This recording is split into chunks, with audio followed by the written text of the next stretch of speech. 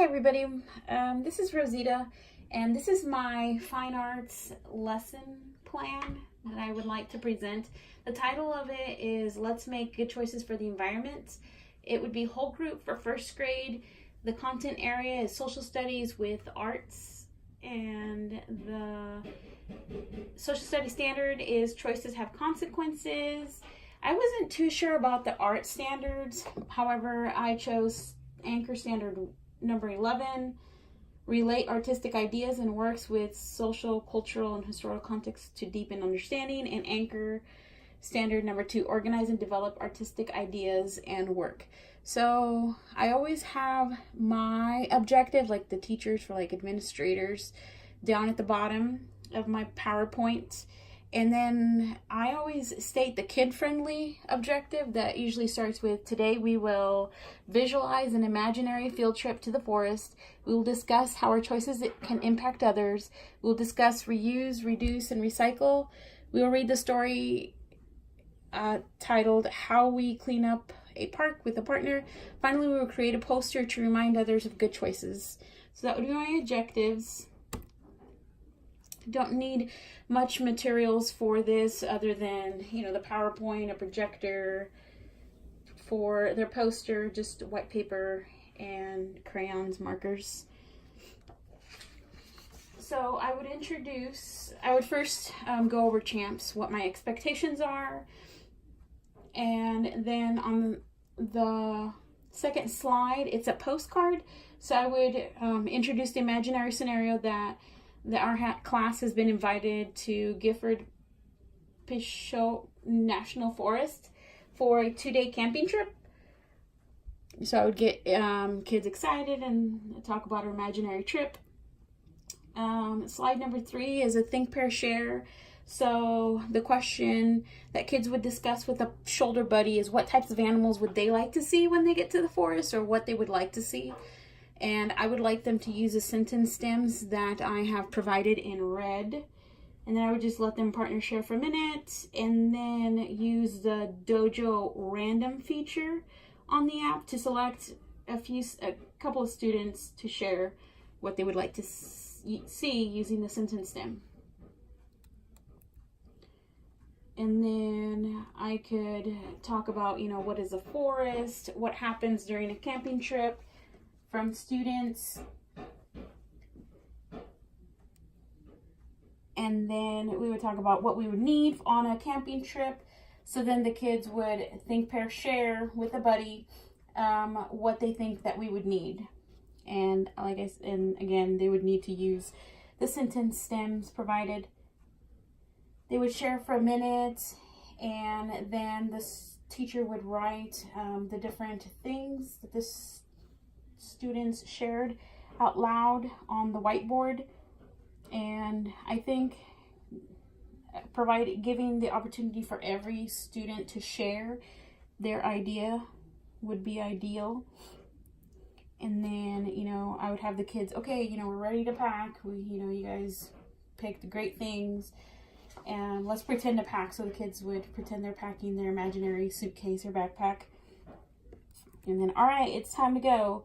So the bus is here for our imaginary trip. So I'd have students stand up, and then we'd line up and walk around the room and sit back down on the carpet and pretend that they are now on the bus ready for the National Forest.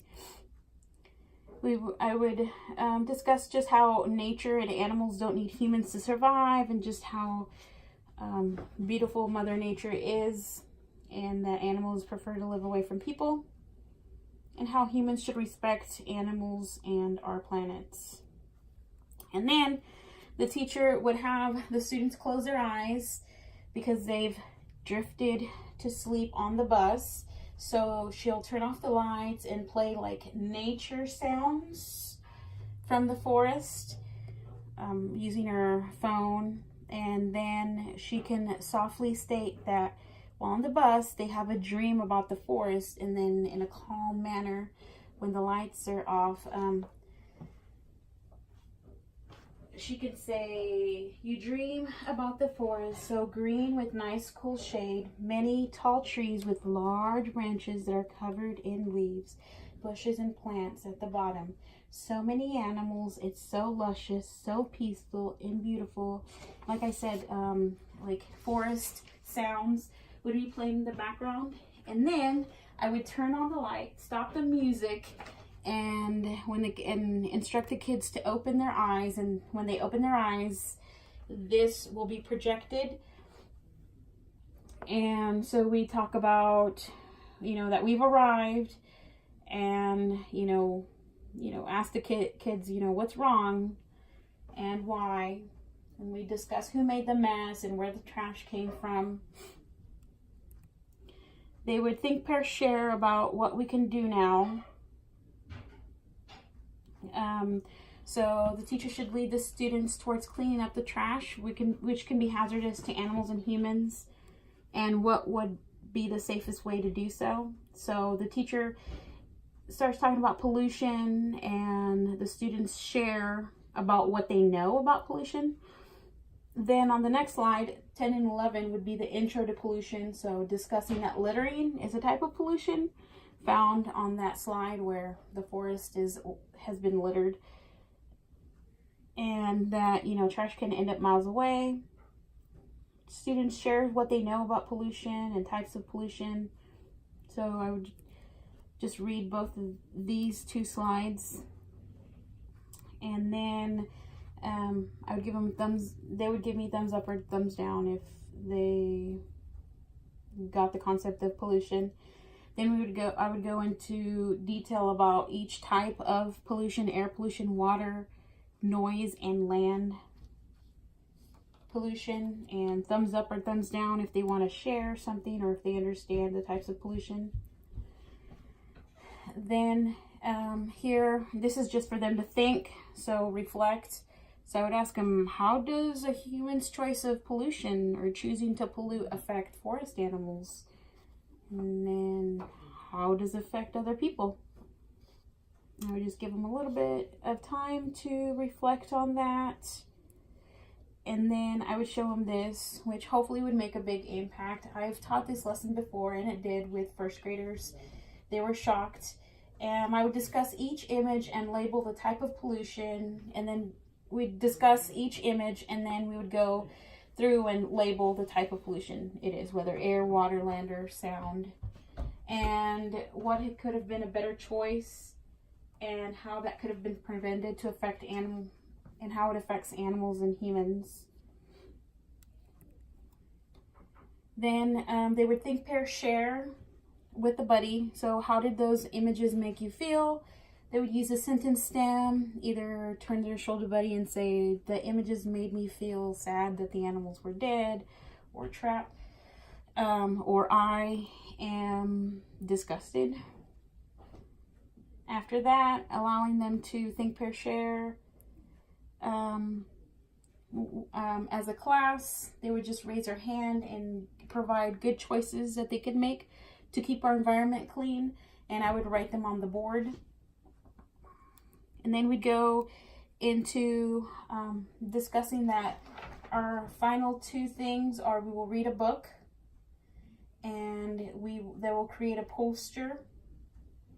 And I'm talking, they could use reduce, reuse, and recycle. And with this slide, I would go through each of those and explain each of them and what are examples of reuse, reduce, and recycle. And then I would have them note the poster here because they're going to create a poster as their final project. I would tell them that they're going to get on an iPad with a partner and read the story How We Clean Up a Park on Epic. And then after they get done with reading with the partner, they can, at a level 0, independently create their poster that will be displayed around the school about reusing, reducing, and recycling. And I would pass out the rubric. For as I went through each of them. Which would display different levels. So excellent means that it's neat. The title pops. The poster is exceptionally attractive. design and layout. You know, of course, these are first graders, but, you know, you can tell when a kid somewhat takes his time and when they don't. So that would be the little rubric that I would give them. And that was, let's make a poster to let others know what they can do to help the environment. And we could, I could write different words that they might need for their poster, such as reduce, reuse, and recycle. And after that,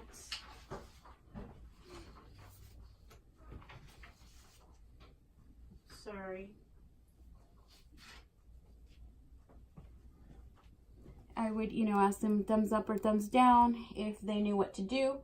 And as an exit ticket, so for my closure, I would say, you know, before we break into partners to begin reading and working on your poster independently, after you're done, you will share one thing that you can do to avoid polluting as their little exit ticket to leave the carpet with their partner. I would pull sticks and they would tell me one thing that they could do at home or at school, such as, you know, turning off the water or picking up trash, making sure their parents don't litter. And I would ask if anybody had questions, and then I would tell them, you know, that remind them of their voice level. And that was about it for my lesson.